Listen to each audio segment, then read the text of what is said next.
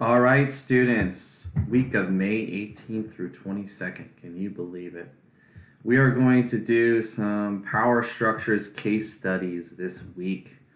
You've learned so much about these power structures, from autocracy to oligarchy to democracy. We've looked at the Soviet Union, we've looked at the United States, and we've looked at the Han Dynasty, and we've applied our knowledge. We've thought about all these crazy power structures that humanity has put its created in order to try to structure the society. Anyways, I'll stop babbling. The main thing is step one. You're going to complete the personal check-in. I made some historical questions for you. I'm really curious what you're going to say. Step two is you're going to read through at least 3 case studies, each of a different power structure. I have a total of 11 different case studies that my colleagues and I put together for you to look at. Some of them are contemporary, from like the Russian Federation, or even looking at Seattle, okay? And you'll look further, but going all the way back to ancient Greece and even further back. Right? So places all around the world. So pick 3 of those. You'll fill out a table to read about it, and then, to come to a decision about what type of power structure will be. You'll respond to the prompts in the case studies discussion post. So you'll put, there'll be some prompts, and I'll tell you about those. And then step 4, the extension activity isn't going to be a separate posting this week. My goal is I would like you to read as many of the case studies as you can and note their characteristics, try to come up with what you think, what power structure best matches those case studies, and thinking about a lot of the different terms we've used. So that's really the goal. When we do this in class, typically, to be honest, usually most people read all of them.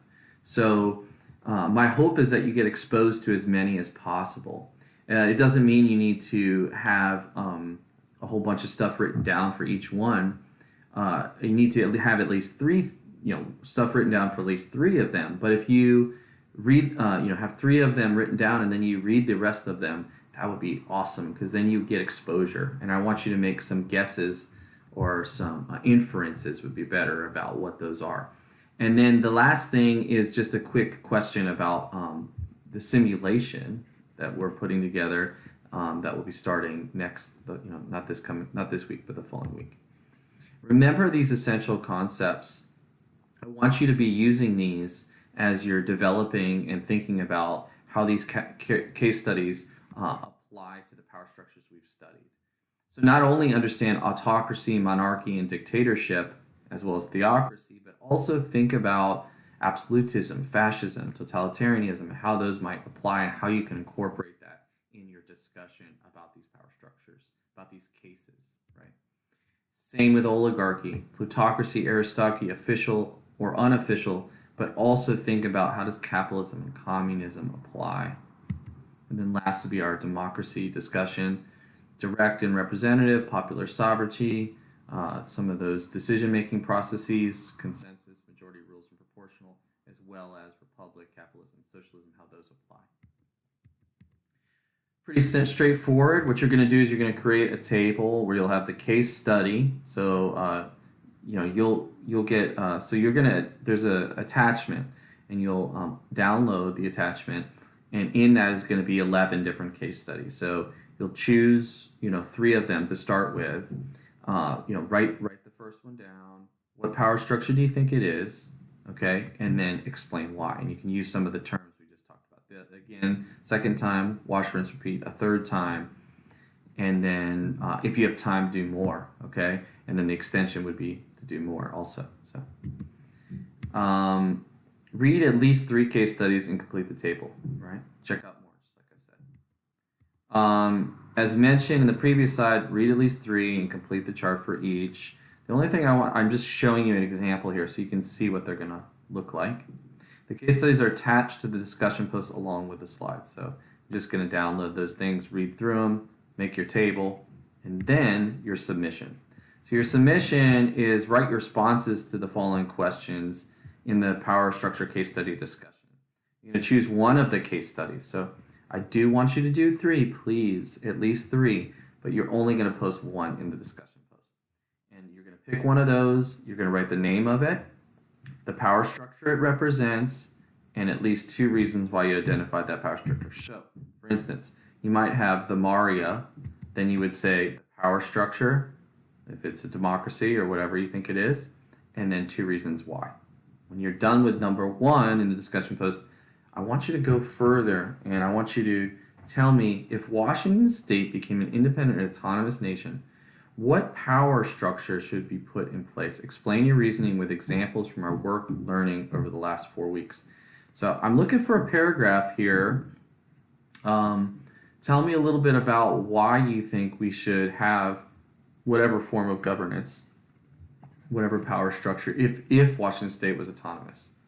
Okay? Just get creative, but also use some rational thinking here with why that would work. The extension activity, like I said, is to read as many of the case studies as you have 4 and fill out the table as you deem fit. Again, as long as you get exposure to all 11, that would be the best. If you can figure out what they are, that's even better. And again, I encourage you to learn about them and test your knowledge. Last thing is preparing for the simulation. So next week, we're going to start a simulation. This simulation can be completed independently or in a group. If you'd like to work independently, just don't worry about this at all, okay? So just, you're done. If you would like to work in a group, you must do the following. You got to communicate with people you're interested in working with, okay? So just think about, okay, who might I want to work in a group with in your class, and then contact them. And if you're all in agreement, one of you send me a message and just say, okay, John, Bob, and James want to all be in a group together. Okay, got it. And then I'm going to plan when I assign things and make arrangements for the beginning of this project. I'll be like, okay, John, Bob, and James are going to all be in this group and they're going to do this thing. So if you don't, if that's going to be if it's too complicated, don't worry about it. Like, again, this is an independent project.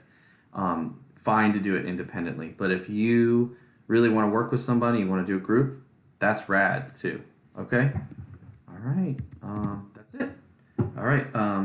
Okay. Look forward to what you're coming up with, and ask me any questions as they come up. All right.